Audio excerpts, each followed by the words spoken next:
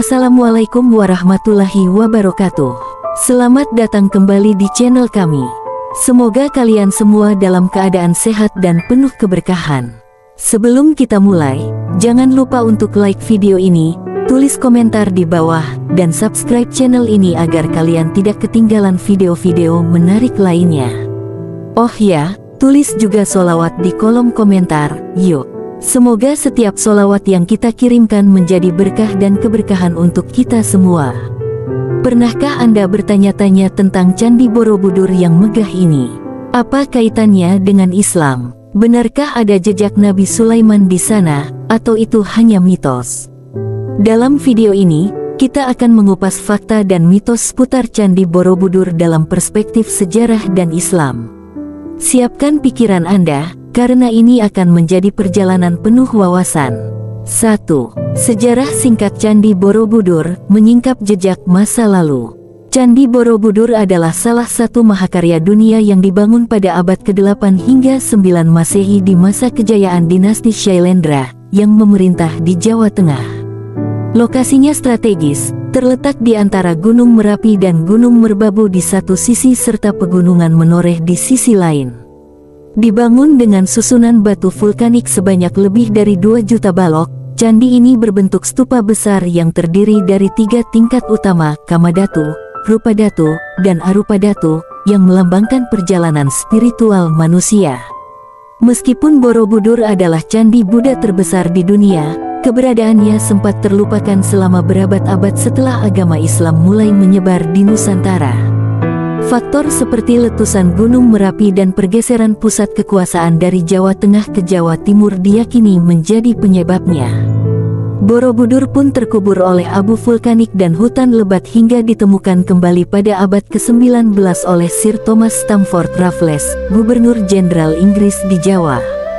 Namun, apa hubungan Candi Buddha ini dengan Islam? Ada berbagai klaim menarik yang perlu kita bedah, dari kaitan mitos hingga fakta sejarah yang dapat diuji. 2. Borobudur dan peradaban Islam, awal mitos yang membingungkan. Seiring waktu, muncul klaim bahwa Borobudur memiliki hubungan langsung dengan Islam. Beberapa pendapat menyebutkan bahwa Borobudur mungkin dibangun oleh umat Islam yang menyamar, atau bahkan bahwa candi ini dulunya bukan candi Buddha, melainkan sebuah monumen Islam yang kemudian diubah. Salah satu dasar klaim ini adalah kepercayaan lokal yang berkembang tanpa dukungan data arkeologis.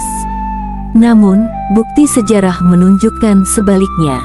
Candi Borobudur dengan jelas mencerminkan seni dan budaya Buddha Mahayana, yang dapat dilihat pada relief dan arsitekturnya. Tidak ada indikasi adanya pengaruh Islam pada proses pembangunannya, karena Islam baru mulai masuk ke Nusantara pada abad ke-13, sekitar 400 tahun setelah Borobudur selesai dibangun. Meskipun begitu, mitos-mitos ini sering muncul karena keingintahuan masyarakat yang ingin melihat hubungan antara agama-agama besar di Nusantara. 3. Fakta Islam di era Borobudur, harmoni dalam perbedaan. Setelah Islam mulai masuk ke Nusantara pada abad ke-13, Borobudur tetap berdiri megah meskipun tidak lagi digunakan sebagai tempat ibadah. Alih-alih menghancurkan candi ini, para penyebar Islam di Jawa menunjukkan sikap toleransi terhadap peninggalan budaya dan agama sebelumnya. Hal ini mencerminkan nilai-nilai Islam yang mengedepankan perdamaian dan penghormatan terhadap keberagaman. Dalam sejarah Islam di Jawa, tidak ditemukan catatan penghancuran candi-candi besar seperti Borobudur. Sebaliknya, Borobudur dibiarkan menjadi bagian dari warisan budaya yang mengingatkan kita akan keberagaman Nusantara. Fakta ini membuktikan bahwa umat Islam pada masa itu menghargai peradaban yang ada sebelum mereka, menjadikan Borobudur sebagai simbol toleransi dan harmoni antaragama. 4. Relief Borobudur, nilai universal yang sejalan dengan Islam. Salah satu aspek yang menarik dari Candi Borobudur adalah relief-reliefnya yang menggambarkan kehidupan sehari-hari, ajaran moral, dan perjalanan spiritual. Meskipun relief ini berakar pada ajaran Buddha, nilai-nilai yang terkandung di dalamnya bersifat universal. Misalnya, relief tentang kebajikan, seperti memberi sedekah, hidup jujur, dan membantu sesama, sangat sejalan dengan ajaran Islam. Hal ini menunjukkan bahwa agama-agama besar di dunia seringkali memiliki pesan moral yang serupa.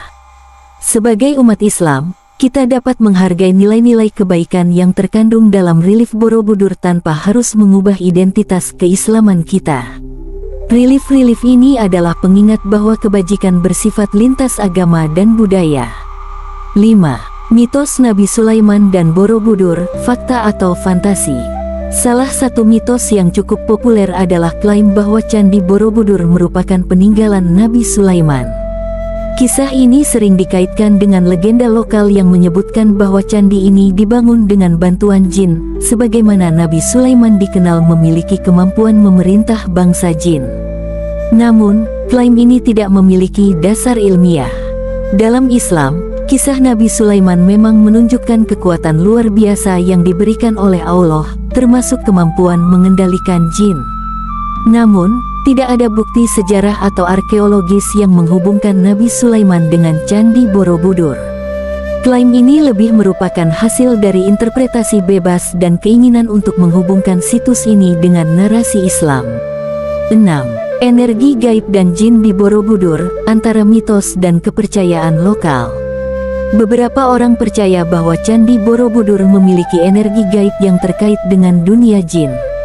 Kepercayaan ini mungkin berasal dari suasana mistis candi, terutama pada malam hari, serta cerita-cerita lokal yang berkembang di masyarakat sekitar.